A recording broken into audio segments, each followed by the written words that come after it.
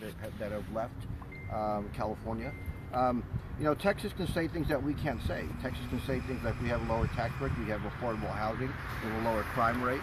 And you look at Texas, which is mostly Republican. They're attracting billions of dollars of companies that, you know, Omar wants to bring back. Or the companies that are in Torrance, he wants to keep here. Doesn't want them going over to Texas. So I understand the appeal of Texas. California doesn't have that appeal, and that's because, you know, California's been under Democratic rule for the last 20 years. And you can look at Texas and say, well, it's been under Republican rule for the last 20 years, and it's prospering. It's attracting companies, attracting business, attracting families to I don't even think they pay taxes over there. They don't pay I don't think they pay a sales tax or they have a different tax rate than we do. So can we circle back to that I guess that claim that you guys are looking into? What is the actual allegation? That she's supporting a migration of 41,000 refugees. So we have to look a little bit more into that. So we received a correspondence on it. We want to see if it's fake, if it was sent to us to throw. I mean, I'll take responsibility for it. I brought it to Omar's attention, and Omar said, no, we got to vet that before we put that out there. That's what we're looking at. But it would be in line with what she's currently doing, which is supporting sanctuary cities, she'd be supporting illegal immigration and masking that with legal immigration. It would be more of what she's done with not supporting, but she would be displacing legal immigrants if she were to bring in. It's kind of like what Hillary did. Hillary wanted to bring in, I think she wanted to bring in 6,000 Syrians or 60,000 Syrians. That was part of her campaign. How many Syrians that she wanted to bring into the country, and Trump said, no, we're not doing that. We're gonna put a stop to that. And Maxine has a lot of the same qualities that Hillary does, as far as not vetting people that are coming in. All we're saying that is that we want to vet people coming in. That's all Omar's position has been. That's all the Republican position has been. And our opposition is not wanting to. We don't see eye to eye on that. So. Perfect. Yeah. Do you want to add anything else? Also say a few words. Sure. Hold on. Let me start a new track. Yeah. Because now it's like clear and. Yes. And then you can say something, Arthur. Thanks. Yeah. I want to have some people say some stuff, and that way they could hear. Yeah, again, we have met before. Can you get your name and spelling? Yes, my name is Elsa Aldeguer, ELSA ALDEGUER, and I represent the Latinos for Trump here in Los Angeles. And you've repeatedly come out with Omar to show your support. We're back out here outside Maxine Waters' home. You know, what is it? I think we talked about this before, but just again, what is it about Omar that brings you out here? You know, there's 4 candidates running for the 43rd district. And out of those 4 candidates, he's the only one that is actually with us, that has been with us. He's been going places with us. The other ones just talk.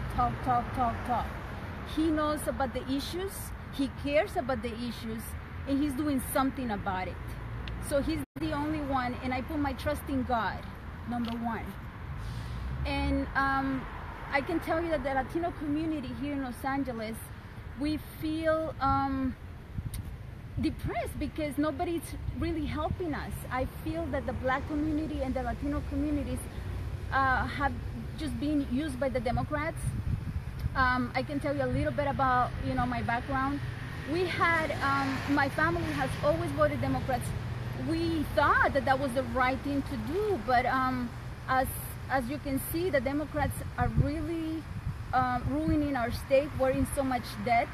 The state is becoming socialist by the day, and we have to do something about it. We have to turn the state red, and we have to listen to the people, because the politicians here, they're doing what they feel like doing. They don't do what the people want them to do, so we're tired of it. And I have a group of over 3,000 people, and I can assure you that we are sick and tired of Democrats. That's why my family and my grandma, my cousin, everyone, we became Republicans just to support our president and give the Republicans a chance. We're tired, we're sick and tired of the Democrats, and we just want hope. And God is saying to my heart, follow Omar and trust in the godly people, and that's what I'm doing.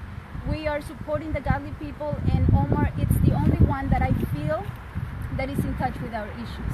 So I'm behind him 100%, and so is my group. Perfect. And did you want to talk to? I absolutely would. Perfect. If we could kind of even the playing field. There you go. That's can much I better. get your name, spelling? Sure. My name is Arthur Schaper. Last name spelled S as in Sam, C as in cat, H as in hat, A as in apple, P as in people, E as in elephant, R as in rabbit. So I'm also the president of the Beach Cities Republicans. We are based right there in the South Bay.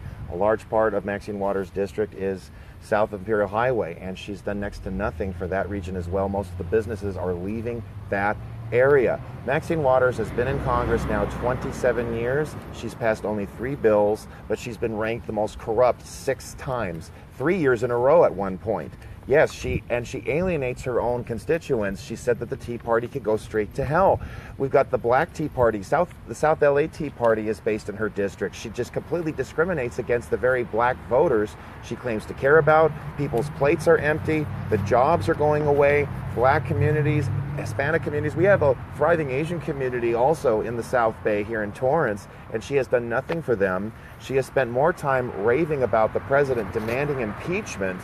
What is that doing to bring jobs back? What is that doing to improve education? Omar Navarro supports school choice. That's an issue that we need to see federal action on, and that's something he can do. Omar Navarro wants black and Hispanic Americans to be able to protect themselves. He's a strong Second Amendment supporter. I have found out that gun control has been a racist policy that's been designed to keep black and Hispanic voters, people down. He wants to change that. He's about empowering voters of all backgrounds. He has a federal as well as a local following. He commands a great deal of respect from grassroots as well as from everyday voters. He's gotten the backlash from the establishment, from both parties, and that actually has been a double blessing for him. He has already raised over $100,000. People need to put this in perspective. We're not even into the campaign season next year, and he has hit a threshold that many people see that makes him a very credible candidate. I refuse to believe that Waters has some kind of large margin of chance of being reelected. The district is changing. We have Democratic lawmakers who are desperate to try to show an appeal to the needs of the people, which Donald Trump has done very well. He was in Phoenix appealing to a wide array of supporters. I have seen people from different states, they run up to him, they want to support him, and we need those same supporters all over the country, not just to donate, but come to the district, start knocking on doors, start registering voters. We want to make the 43rd Congressional District great again. We want every resident of this community to have the chance to live in a mansion just like Maxine Waters does, but to do it through legitimate means rather than ripping off taxpayers. Omar Navarro for Congress, I'm proud to support him, and I think that we should make sure that Maxine Waters' career goes straight to hell. Yes. And you mentioned the rally in Phoenix. Yes. What do you think about Omar's endorsement by former Sheriff Joe Arpaio? I think it's an excellent endorsement.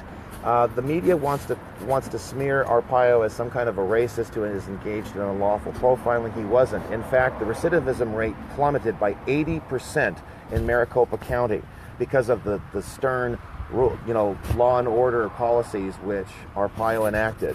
And he was able to generate a national following. The illegal immigration went down throughout that county and throughout the state even. That benefits everybody. Who is the hardest hit by illegal immigration?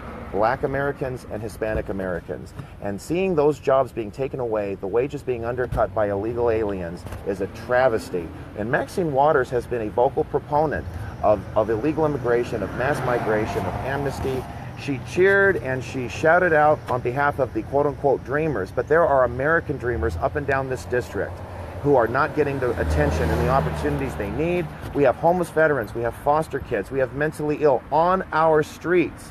Plus the outrageous homicide rate in the Westmont section of Los Angeles. This is beyond unacceptable. And a congresswoman who's been in office for 27 years has only passed 3 bills, and 2 of which were naming post offices. She is hardly a credible contender for this district. She should have been put out to pasture long ago. All right, perfect. Thank you very much. Thank you. Omar Navarro for Congress, folks. Perfect. I like pointing that out. This man has incited the wrath of both sides of the aisle, the establishment, a political class that's been interested in enriching themselves, as we witness with this outrageous mansion, while everybody else is barely making. I just saw a homeless veteran driving down the street. Yeah. It's a travesty in Inglewood. And I've seen that a lot. It's disturbing. Where's the action on VA? Where's the action? Family sleeping in the floor on the way here. A family, like I was just telling him. I'm like, that's disgusting. While this lady lives right here, I mean, she doesn't even live in the district. I mean, like, first of all, and she was in there. She would at least know that there are people in the streets, kids in the streets that are living in the floor. I mean, that's just I think horrible. She's aware, but she doesn't care. What's more important? She's aware. She's aware. Yes, she's definitely aware. She's aware. Yeah, but I think what's more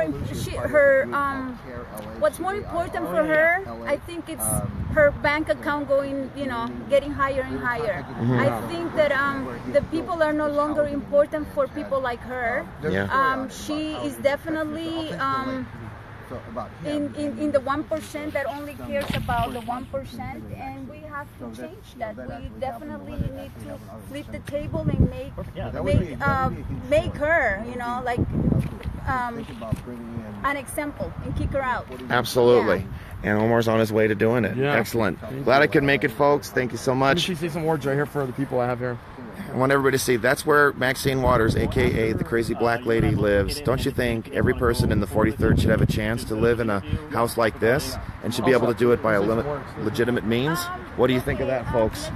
When does this nonsense stop? All right, folks, I'm going to take off. Remember, vote for Omar Navarro.